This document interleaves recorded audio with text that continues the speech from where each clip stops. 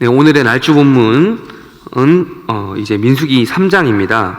레위기는 지난주에 27장을 끝으로 종료가 되었고요. 이제 지난 토요일부터 날주 본문으로 민수기가 시작이 되었습니다. 불과 며칠 전까지 우리는 레위기를 통해서 레위기가 가지고 있는 그 제목 그대로 레위 지파를 중심으로 이루어지는 이스라엘의 각종 율법들이죠. 특히 이제 제사법을 중심으로 어떻게 해야지 하나님의 그 백성들이 하나님께 나아갈 수 있는지, 어떻게 하나님과 그 관계하면서 그분을 중심에 두고 그 이스라엘 백성들의 삶에서 이렇게 생활을 할 수 있는지 그 방법을 레위기를 통해서 배울 수 있었습니다. 그런데 이제 오늘 날주 본문 민수기 3장에 가면 3장을 읽어보니 또다시 레위기에 나올 법한 그런 장면이 나오는 것을 우리는 확인할 수 있습니다. 바로 레위 지파에 대한 이야기가 민수기 3장 이후로 몇 장에 걸쳐서 다시 한번 나오는 거죠. 그런데 이제 이 레위기에서 등장했던 레위기 27장 총 27장에 걸쳐서 등장하는 레위 지파에 대한 이야기와 또 민수기에서 등장하는 레위 지파에 대한 이야기는요, 사뭇 그 뉘앙스가 각각 따로 구별된다라고 할 수 있겠습니다. 레위기와 민수기에 흐르는 그 흐름이라고 할까요? 맥락이라고 할까요? 그런 것들이 좀 다르기 때문입니다. 우선 레위기는 앞서 말씀드린 바대로 철저히 그 이스라엘 백성들이 하나님께 나아가기 위해서 하나님과의 어떤 관계를 위하여 제사법을 중심으로 레위인들과 그들의 대표자인 아론 가문이죠. 제사장 가문. 그러한 역할들이 기록이 되어 있는 책입니다. 그러나 민수기는 기록 목적부터가 좀 다른 면이 있습니다. 우리 좀 지난 토요일 날주 본문이긴 한데 한번 민수기 좀 앞으로 가서 민수기 1장 2절과 3절을 우리 한번 읽어볼까요? 민수기 1장 2절과 3절을 한번 읽도록 하겠습니다. 시작.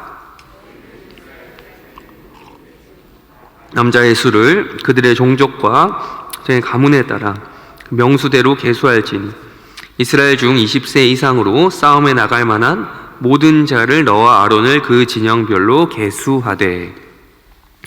이게 민수기라는 책 자체가 그 제목의 이름이 백성 민자에 셀 숫자를 더한 뜻이죠. 그래서 백성의 숫자라는 뜻입니다. 그래서 영어로 민수기를 영어 제목으로 보면 또 numbers라고 해서 그냥 숫자라는 뜻이에요. 숫자. 그렇다면 굳이 백성들의 숫자를 왜 세어야 할까요? 이제 이렇게 2절과 3절의 그 이유에 대해서 이야기를 하죠. 일종의 요것은 요즘 말로 바꾸면 인구조사라고 할 수 있겠습니다. 인구조사. 총인구조사. 요즘도 우리나라를 비롯한 각국에서 인구조사를 주기에 맞추어서 전국적으로 시행을 하고 있지 않습니까? 그 주된 목적은 바로 대내적으로 우리 안으로는 이제 세수를 파악하기 위함이죠. 세금을 얼마나 낼 수 있는 인구가 얼마나 되는지 확인을 하는 거죠. 대외적으로는 우리의 국력이 어느 정도 되니까 어떤 이러한 것들을 할 수 있겠다. 우리는 이 정도가 된다라는 것을 파악하기 위함입니다. 세금을 낼 수 있는 인구가 얼마나 되느냐에 따라서 그 나라의 경제적인 수준과 그 나라가 가지고 있는 힘을 예상할 수 있죠. 그래서 세금을 낼 수 있는 인구라는 뜻은 곧 노동을 할 수 있는 인구라는 뜻이고요. 또한 노동을 할 수 있는 인구는 곧 그 경제력을 창출해낼 수 있어서 국가의 발전에 어떤 도움을 줄 수 있는 그런 인구가 되잖아요. 그래서 예나 지금이나 할 거 없이, 고대 사회나 현대 사회나 할 거 없이 인구 숫자는 곧 국력을 말하는 것입니다. 그래서 요즘에 국가적으로 저출산 시대다 이런 말이 있잖아요. 그러면서 이제 출산을 장려하는 정책을 시행하는 데는 다 이유가 있는 것입니다. 괜히 그러는 게 아니라 나라가 이렇게 힘을 가지고 나라가 또 성장을 하려면 가장 기본이 뭐냐면 아무래도 우리가 인구수로 결정이 되기 때문입니다. 지금이야 지금이야 경제 성장을 좀 많이 이룬 옆나라 중국이라고 하죠. 중국과 같은 경우도 예전부터 우리가 한 70년대, 80년대 때부터 그때는 경제 성장이 좀 뒤처진 상태였지만 우리가 그때도 중국을 무시할 수 없었던 이유가 인구가 기본적으로 많이 있기 때문이죠. 특히 이제 고대 사회에서는요, 인구 조사를 할 때 남녀노소 모두를 대상으로 하는 것은 아니었습니다. 우리 오늘 읽은 우리 성경의 앞에서 읽은 이제 민수기 1장 말씀에도 보면요, 마찬가지로 어떤 남녀노소 할 것 없이 모두를 다 한 게 아니라 제한되어 있는 인구 조사를 실시하였죠. 즉 20세 이상이 되는 성인 남성으로 한정되어 있는 인구 조사를 실시한 것입니다. 이것은 이제 국력의 그때 당시 기준으로, 옛날 기준으로 국력에 실질적으로 보탬이 되는 자들이 이 사람들이었다라고 판단했기 때문입니다. 흔히 아까 말씀드린 거 있죠. 노동력이라든지, 노동력이 곧 경제력으로 이어지고, 또한 그것만 가진 게 아니라 오늘 우리가 1장 2절과 3절을 읽었다시피 군사력까지 플러스 요인이 되는 이런 인구를 조사하는 것이 당시의 목적이었던 것이죠. 평시에는 그냥 노동자입니다. 밭을 갈던 농부가 또 양을 치던 목자가 전시가 되면 전투 임무를 수행하는 군인이 되는 일들은 옛날부터 매우 흔했습니다. 중국에서는 옛날부터 이러한 방식의 체제를 가리켜서 둔전제 이런 시스템이 있거든요. 그렇게 부르기도 했는데 지금도 별 다를 바가 없는 것 같습니다. 우리 남성들이 군대를 갔다 오잖아요. 갔다 온다고 끝이 아니잖아요. 또 예비군 훈련, 민방위 훈련 이런 것들을 받잖아요. 이 직장에서 일을 하다가 그런 때가 되면 가서 훈련을 받는 것과 마찬가지다라고 할 수 있겠습니다. 그래서 이제 이스라엘 민족은요, 이제 남이 시키는 일만 하는 이제 예전 기준으로, 출애굽기의 기준으로 남이 시키는 일만 하는 그런 노예들로 취급을 받지는 않습니다. 모든 성인 남성, 이스라엘의 성인 남성은 곧 노동력의 대상임과 동시에 징집의 대상이 되어서 이스라엘이라고 하는 그 나라의 자주국방을 실천해야 될 당사자들이 된 것이죠. 그래서 그런지 하나님께서는 이 민수기에서 이스라엘 백성들을 그냥 백성이다 라고 부르지 않으시고 특별한 명칭을 사용하시는데 군대다라고 이렇게 자주 부르시는 겁니다. 민수기에서 이제 군대, 진영 등 이렇게 군사적으로 지칭하는 용어가 그래서 이제 많이 나오는 겁니다. 또 이제 또 같은 이유라고 할 수 있겠죠. 그러한 이유로 민수기에 등장하는 율법 그 내용을 보면요, 이제 바꿔 말하면 군법이다라고도 볼 수 있는 거예요. 여러분 군법 아시죠? 군법은 일반 사회법과 무슨 좀 다른 특징이 있습니까? 좀 더 엄격하다는 특징이 있어요. 전시가 되면, 전쟁이 터지면 우리가 일반적으로 살아가는 이 평시보다 훨씬 엄격한 법이 적용되거든요. 그런 것처럼 민수기에 나온 이런 법 같은 경우는 좀 그런 비슷한 특징이 있다라고 생각하시면 되겠습니다. 이렇게 이제 시작부터 이스라엘 백성들 중에 전쟁에 나갈 만한 20세 이상의 남자들을 계수하던, 인구조사를 실시했던, 그렇게 셌던 목적이 무엇이겠습니까? 곧 무엇이 있다라는 거예요? 아무 이유 없이 그냥 군대를 소집하진 않겠죠. 앞으로 곧 닥치게 될 싸움이 있다라는 겁니다. 이제 가나안 입성부터 시작될 그 싸움도 있지만, 본격적으로 그때부터 싸우지만 그 전부터 이미 광야 생활을 하게 되면서부터 전쟁이 시작될 거라는 겁니다. 그리고 이제 가나안에 들어가게 되면 본격적으로 그렇게 싸우게 될 전쟁을 미리 대비하라고 하나님께서 이제 민수기의 말씀을 통해서 이스라엘 백성들이 잘 이렇게 전투 준비를 하라고, 갖추라고 이렇게 하시는 거죠. 이들의 신분은 얼마 전까지만 해도 아까 말씀드렸지만 노예였습니다. 민수기 오늘 1장 앞부분에 읽었지만 1장 1절 우리가 읽지 않았네요. 1장 1절에 보면 나오는데 이스라엘 민족들이 이제 출애굽한 지 이제 2년 차밖에 되지 않았던 겁니다. 얼마 전까지 노예였는데 이제는 노예 행동을 벗어나서 활 쏘는 법도 알아야 되고 칼과 창을 다룰 수 있는 법도 알아야 되는 거죠. 훈련받은 정규군이 되어야 하는 겁니다. 그래서 노예 근성을 버리고 이제는 하나님의 명령을 받고 엄격하게 그 통제된 상태에서 훈련되어서 군기가 아주 바짝 들어 있어야 되는 것이 하나님이 그리고 있는 이 이스라엘 백성들, 즉 이스라엘 군대의 모습이다라는 것입니다. 그래서 이제 민수기 시작부터 이스라엘 백성들 전체의 숫자를 세는 작업인 이 계수라고 하는 것들을 한 것입니다. 이제 1장과 2장에 보면 그런 이야기가 나왔고요. 근데 이제 제가 오늘 레위인에 대해서 또 말씀을 드렸는데, 이제 이 민수기에 등장한 레위인은 상당히 독특한 대접을 받는 것을 우리는 조금 더 확인해 보고자 합니다. 민수기 1장 49절을 우리 한번 읽어보겠습니다. 1장 49절 한번 읽어보도록 하겠습니다. 시작. 너를 이스라엘 자손 계수 넣지 말고. 우리 2장으로 넘어가서 2장 33절도 우리 한번 읽도록 하겠습니다.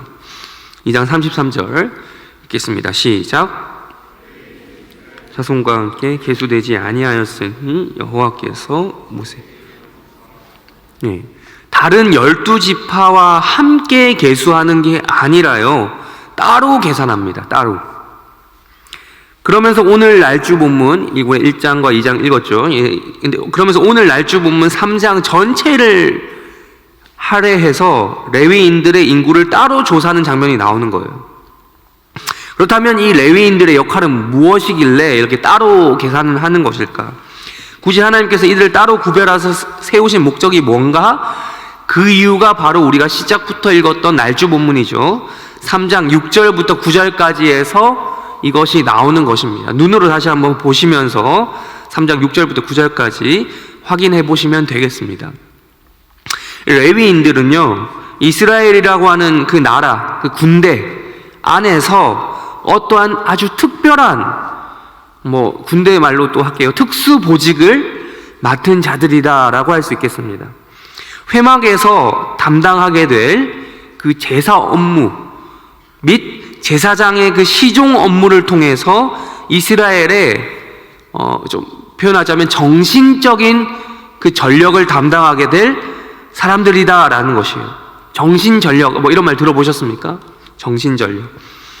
군대에서 쓰는 말인데, 정신적으로 어떤 전력의 보탬이 되는 이런 것들을 가리켜서 정신전력, 혹은 또 다른 말로 눈에 보이지 않는다라고 해서 무형전력, 이렇게 부릅니다.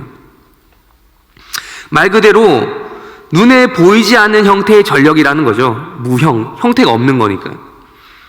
반대로 유형 전력을 생각해 보면 무형 전력을 잘 알 수 있는데, 유형 전력이라고 하면 우리가 잘 아는 전력이 되는 것들이죠. 무기라든지 장비라든지 물자라든지 또 모든 이런 군수 품목과 더불어서 이 군인들, 병력들까지 눈에 보이는 모든 것을 가리켜서 유형 전력이라고 부릅니다. 그런데 이제 이 무형 전력이라고 하는 것은 눈에 보이진 않지만 매우 중요한 것이죠. 군인 정신, 사기가 충전해야지 싸울 수 있잖아요, 제대로. 이런 것처럼 부여된 임무를 완수할 수 있도록 도와주는 그런 역할을 하는 전력이다라고 할 수 있겠습니다. 여러분, 이제 군인들이 이제 군대에 있어서 뭔가 전투에 임하는 데 있어서 사기라고 하는 것은 매우 중요합니다. 사기가 떨어지면 아무리 숫자가 많아도 지는 거예요. 패배하는 겁니다. 심리전이라는 것이 그래서 중요한 거죠. 상대의 사기를 떨어뜨리기 위해서 각종 심리전이라든지 이런 것들을 활용을 하잖아요. 그래서 군대 내에 보면 정신교육을 담당하는 정훈병과라는 게 있어요. 정신교육을 확실하게 시키는 거죠. 그래서 특별히 또한 그 무형 전력 중에 중요한 것 중에 하나가 종교를 담당하는 군종병과도 있는 겁니다. 그래서 전쟁 영화나 드라마를 보면요, 이런 장면이 나와요. 포탄과 총탄이 막 날아다니는 전쟁터에서 군종 장교가 십자가를 들고 이렇게 돌아다니면서 심각한 부상자를 위해서, 그러니까 죽기 직전에 그런 사람들을 위해서 기도해 주는 거예요. 그리고 막 위로해 주는 거죠. 그래서 그렇게 하면서 천국으로 갈 수 있도록 영접 기도를 해주기도 하고 이런 장면들을 우리는 확인할 수 있습니다.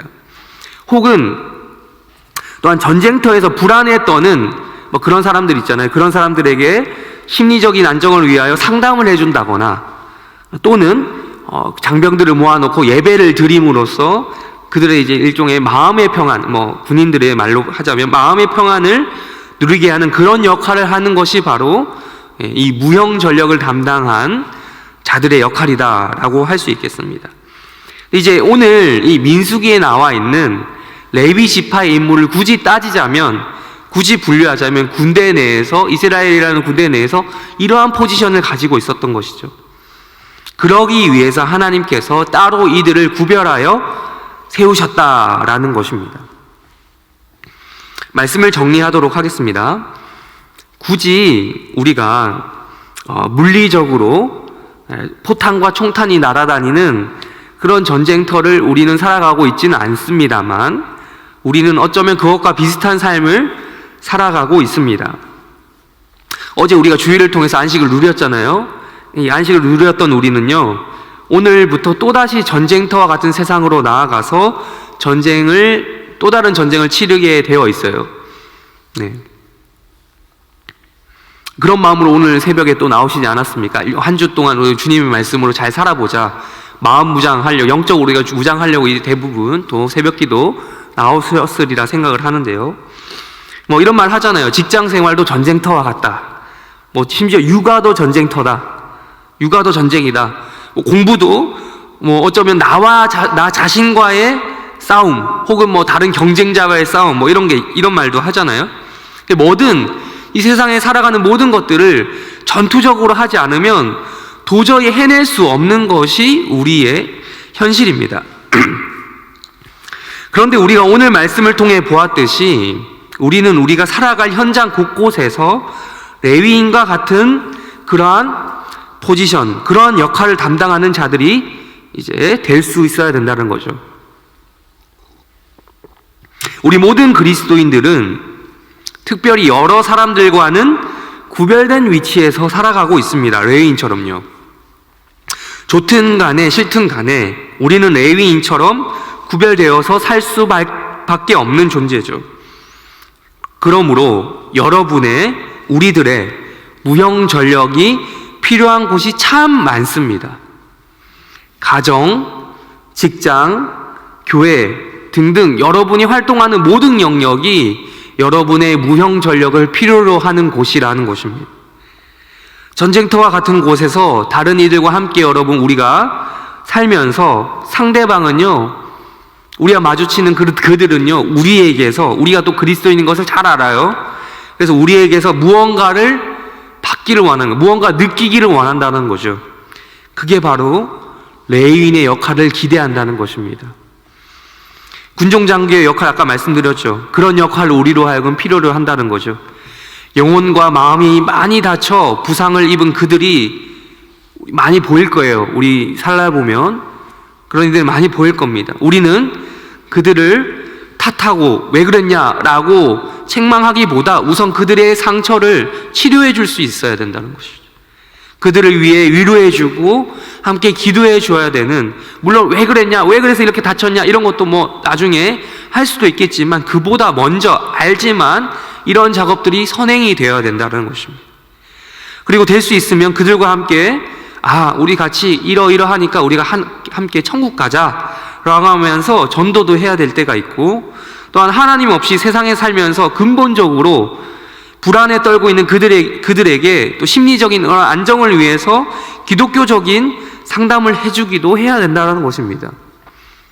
근본적인 해결을 위해서 또한 그들에게 예수 그리스도의 복음을 모르는 자들에게는 가르쳐 줄 수도 있어야 된다는 것이죠. 즉, 우리가 가지고 있는 이러한 무형 전력으로 인해서 우리가 상대하는 모든 대상들이 마음의 평안을 누릴 수 있어야 된다라는 것입니다. 그것이 하나님께서 이 영적인 전쟁을 위하여 인구조사를 했던 이스라엘 한복판에 서 있었던 그 레위인처럼 우리를 그 자리에 세우시는 이유입니다. 우리는 우리가 서 있는 곳곳에서 무형 전력이 될 수 있도록 노력을 해야겠습니다. 이 자리에 나오신 모든 해림교회 성도들이 오늘 말씀에 나온 레위인처럼 구별된 자로서 무형 전력의 이러한 복을 나누어 주는 그런 역할을 하시기를 바라면서 이번 한 주도 시작하시기를 바랍니다. 우리 주기도문으로 각자 기도하다가 때가 되면 돌아가시기를 바랍니다. 기도하시겠습니다. 하늘에 계신 우리 아버지여, 이름이 거룩히 여김을 받으시오며 나라의 마옵시며 뜻이 하늘에서 이루어진 것 같이 땅에서도 이루어지이다. 오늘날 우리에게 일용할 양식을 주옵시고 우리가 우리에게 죄 지은 자를 사하여 준 것 같이 우리 죄를 사하여 주옵시고 우리를 시험에 들게 하지 마옵시고 다만 악에서 구하옵소서. 대개 나라와 권세와 영광이 아버지께 영원히 있사옵나이다. 아멘. 기도하시겠습니다.